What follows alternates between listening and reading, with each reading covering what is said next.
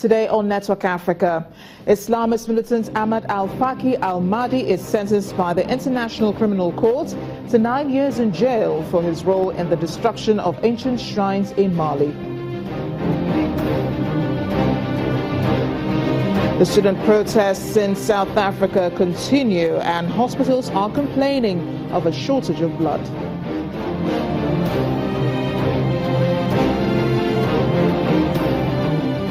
Plus, a helicopter crash in Angola leaves about 4 people dead. Network Africa begins right now.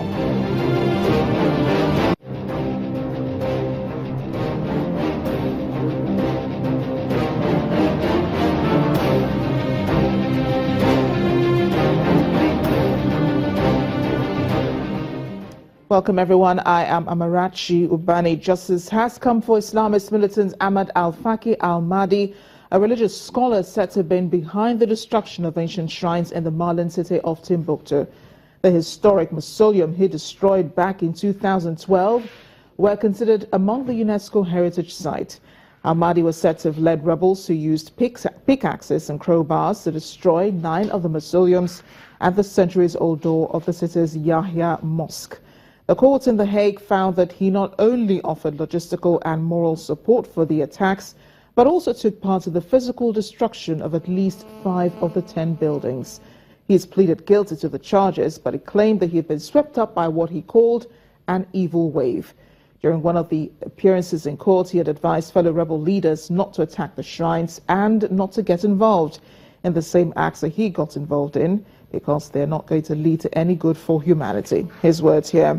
Islamists regard the shrines and the Timbuktu ancient manuscripts covering everything from history to astronomy as idolatrous. Continuing to give a 9-year sentence in spite of those mitigating circumstances is actually quite a strong deterrent message, saying we do take these crimes seriously. They have an impact on victims, not only in the immediate vicinity, but really in the international community as a whole. And hopefully this will provide some sort of deterrence. Meanwhile, the insurgents group in Nigeria, the Boko Haram, has reportedly hoisted its flag in 3 villages in the northeast of the country, having reportedly overtaken them yesterday. During the raid on the villages of Kubirivor, Boftari and Kurumbala near Chibok town, they reportedly killed 8 people, including the village elder. The town of Malam Fatori, which had been recaptured by the Nigerian military on Sunday, is now reportedly still in control of Boko Haram. Security expert Max Wanite joins me now for some analysis. Mr. Wanite, thank you for joining us on the show. Thank you for having me. Could Boko Haram be making a desperate attempt at remaining relevant, having been decimated greatly by the Nigerian military? Well, I didn't hear that quite clearly. What did you say, please? Do you think that Boko Haram is making a desperate attempt at remaining relevant, having been decimated greatly by the Nigerian military? Definitely, yes.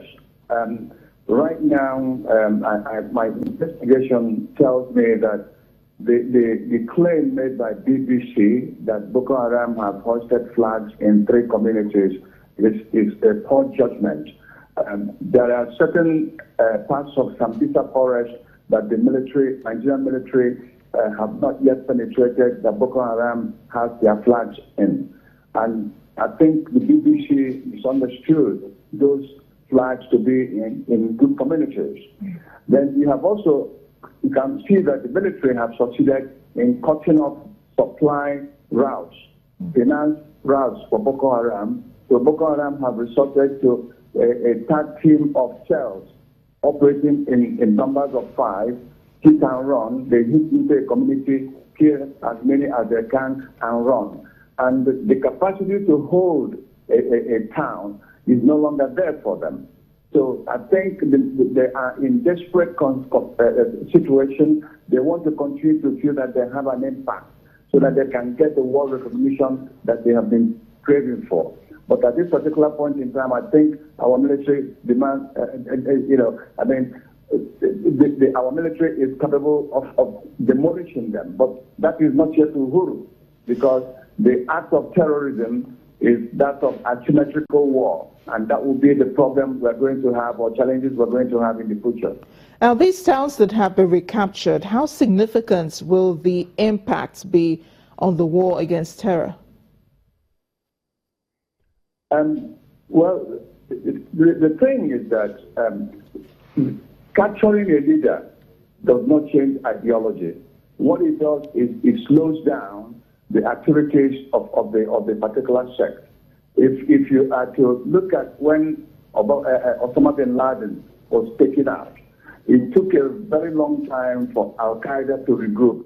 And Al-Qaeda has regrouped, but knowing that they can only support lone wolf situations as ISIL.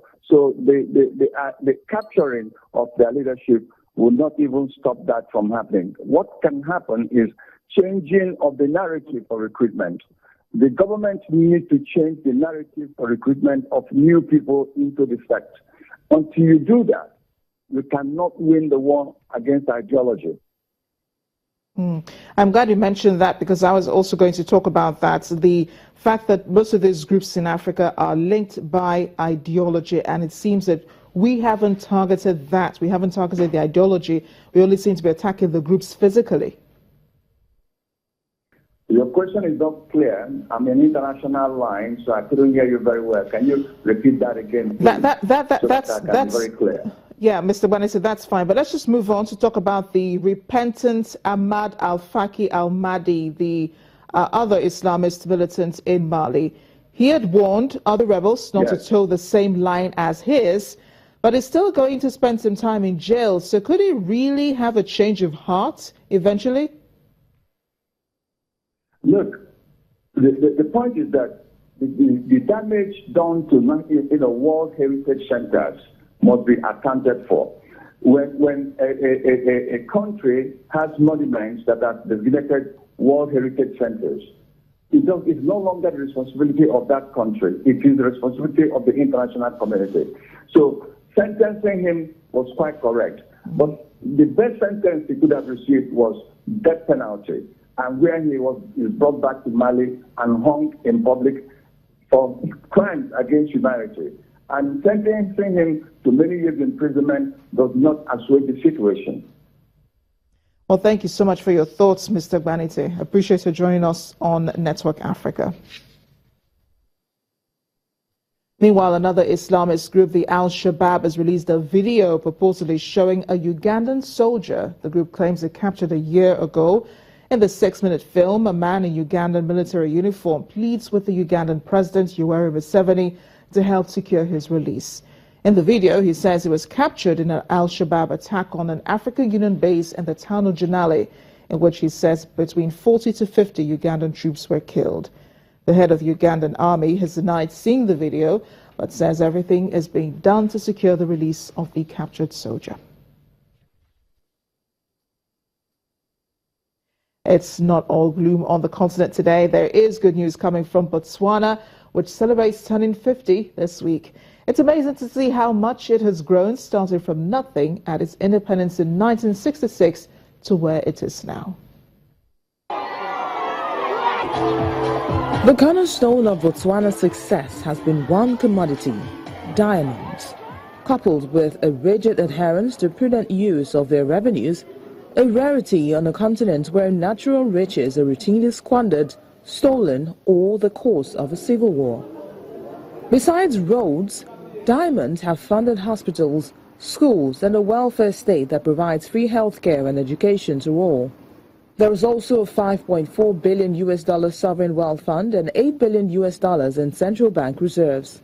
But each of Botswana's 2.3 million people know that the gems do not last forever, and the breakneck growth they've fueled in the past will not be repeated. We talked to them more about diversification. It was from diamonds, not necessarily from the mineral sector, because even within the mineral sector, we can also do a lot of diversification in the prospecting and the finds that we have been able to gather. Although Botswana is often seen as one of Africa's most stable and democratic nations, economic growth has slowed as demand for diamonds decreases and unemployment is about 20%. Mining made up just 1/5 of GDP last year, compared with half in the late 1980s at the height of the diamond boom, while services such as banking and tourism are rising sharply.